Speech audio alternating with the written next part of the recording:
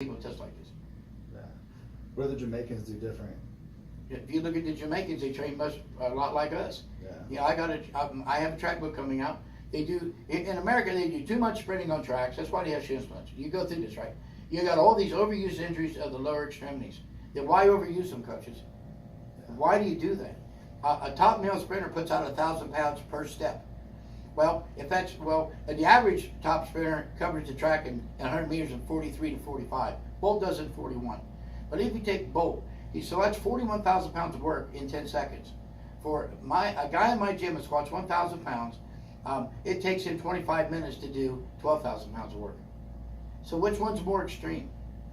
The running. So you got to cut out the extreme part of your sport if you want to survive and do things that's not less impact on the body. That's why sleds work. And the Jamaicans do a lot of their sprinting with sleds in grass. And if we use ultra heavy weights to build strength, and I do it, and you got to walk heel first. It's not like running. Heel first and you pull. It'll feel like a glute hemorrhage. 60 meters is best by all the football players and sprinters that I've ever worked with. They all agree 60 meters is the best length. All right, so that's how you make them strong. And I do that early in the week on a Monday. And sometimes you do contrast, they'll sprint after that too. But then on Wednesday, they'll drop the weight, like they'll go from 5 plates to 3. They'll work on strength and endurance. All right, and then on Friday they only use 2 plates, so it's either restoration or a warm up for going into squat. But if you want to sprint with a sled, most males, it depends on the surface because of friction. Most males will use 45 pound, females 25.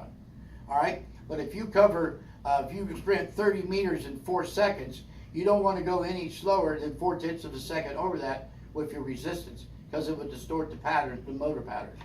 So be careful about that. Don't go too heavy. Keep it Don't light. go too heavy if you're working